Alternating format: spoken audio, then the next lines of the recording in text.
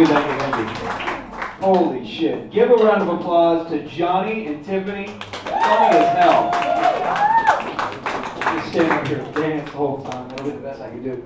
No, how is everyone doing on your fantasy football teams? Fantasy football? Yeah. This guy right here. Oh, your fake team isn't making the playoffs. I'm sorry about that.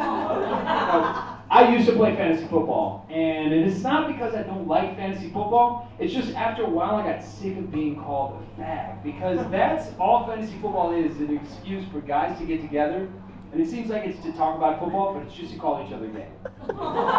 Just to try and find the most creative ways to tell your friend, you know what, man, you suck cock. And I learned things in fantasy football that had nothing to do with football and everything to do with homosexuality. Like, I didn't know there was such a thing as mustache cream, let alone that I used it extensively and my favorite flavor was jizz. And it was like being in 7th grade gym class again. I mean, where every excuse someone had to sit there and tell you that you were gay, they took advantage of. You know, they'd be on the boards and they'd say, "Hey bro, so you picked up TJ Who's Majada. Yeah, that's a pretty good move. What's your next move? Replace your bicycle seat with a rubber fist?" Yeah, the groans. Speaking of things that are gay, anybody use the shake weight? The shake weight, yeah, the shake weight. The shake weight's ridiculous. It makes no fucking sense. I've worked in a gym for years, okay? And I've never had someone come up to me and say, "Yeah, I know the machine to do this and the machine to do that, but where's the piece of equipment you use to do this?" "Well, this, or maybe this." Because if someone comes up to you like that, they're looking for that, they're either a really, really enthusiastic dairy farmer or a sex criminal. Thank you. So, I just want to let everyone know, I'm from Texas, just like my friend Tiffany over there. Yeah! Texas. Thank you very much. That's why I'm dressed like a dickhead. I come from Texas. I come from a mixed race background, so I'm very cool with everybody. Totally cool. Alright? So don't hate me for what I'm about to say next. I'm all for equal opportunity, you know, power to everyone. Alright? This is power to everyone, right? Alright, is that? Yeah? Okay, good.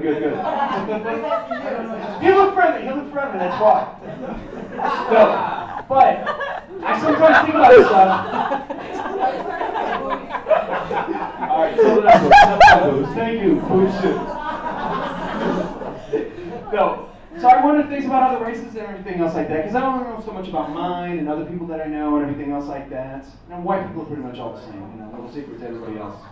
But I wonder, like, in India, do they outsource their phone sex operator jobs to the US? They have to, right?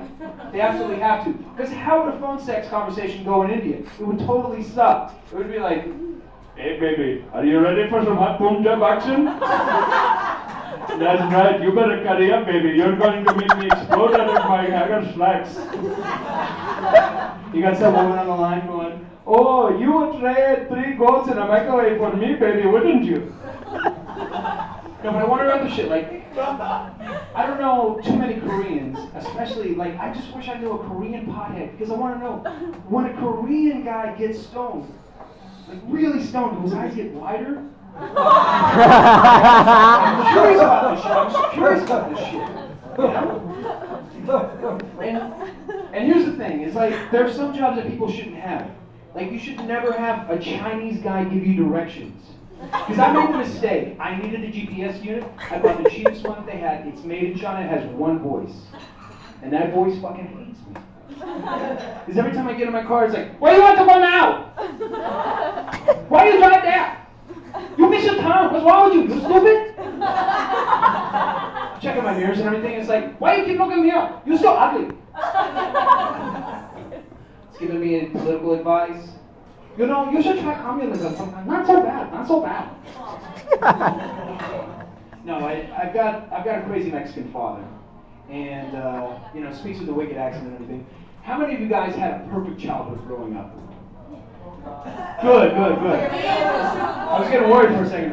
Yeah. So you guys, boobs too. You guys can probably remember the point in your life, in your childhood, when you're like, "Man, shit's not going the way it should. You know, when things are going to be a little messed up. I can remember for me, I was about 4, maybe 5 years old, living in Texas with my dad. He's out in the yard, you know, working. I'm in the kitchen with my mom. He comes flying in the door, slams the door shut behind him, leans up against it, breathing heavily, darting his eyes around.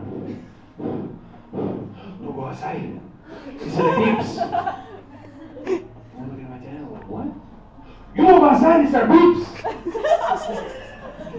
What the hell are you talking about there? He said it beeps. Se fly around and it's a sting.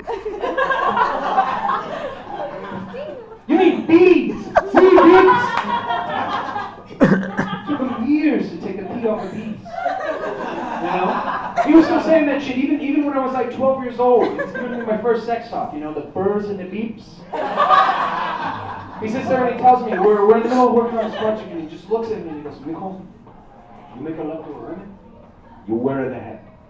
And then he went right back to what he was doing, and I was about 12 years old. You know, I'd never even kissed a girl at that point. I didn't know what the hell he was talking about. I was like, yeah. Years later, I figured it out, you know?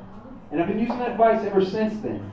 And it's really awkward whenever I hook up with the girl and I've got to stop down and explain to her, look, baby, my dad told me I need to go back and get my fedora and everything else like that. And I thought, when I went back and I told my dad that's what I do, he'd be proud of me, you know? And I even showed him the hats that I use and everything. Don't try to make fun of me, you know?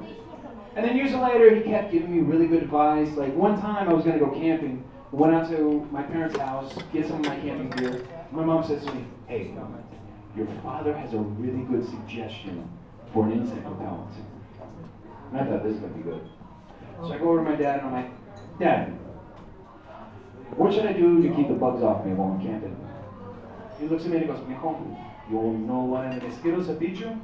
You take the diesel fuel, you put it in a rag, rub it in your skin. He said, no problem. And he was serious. He had like 10 gallons of diesel fuel sitting there in a rag, was showing me how to rub it on and everything.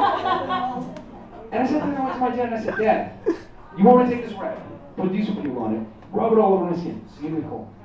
And then you want me to go out and build a campfire, grill food, diesel fuel all over me, see me home. The mosquito says, I no beat you. I said, Dad, I'm going to be in front of an open flame, covered in diesel fuel. What happens if I catch fire? Mijo, you come by the lake, you catch a fire and jump in the water, I said, no problem. And I really wish I was fucking joking about that. I really wish I was. No, but, any of you guys ever try a dish called cabrito? Cabrito. You know what cabrito is? It's baby goat, isn't it? Yes. Okay, here's the thing, okay? If you can sit there and eat cabrito knowing it's baby goat, you're a serious meat eater. You are not fucking around, okay? You're such a serious meat eater, you will go to Whole Foods and sit there and just start randomly punching vegans when you're bored. You're like, you need some more protein in your quinoa, don't you? I mean, when you sit there, you know an animal, a small, cute little mammal has a mother, and you still think it's delicious, you fucking mean. You're like, I don't care. All right, I've got one last joke, and I'll leave you guys with this. Coming from a diverse background like I did, and all of you have been lovely tonight. Thank you very much. Give yourselves a round of applause. Woo! I just want everyone to take this with you, a social message. The next time you're out in the crowd somewhere and you hear someone saying something racially offensive to someone, you go up to that person. And if you hear them say something ignorant like, you know, go back to your own country, tap them on the shoulder, turn them around and tell them, you know what? The Native Americans tried that, and look how it worked out for them. Thank you very much, guys.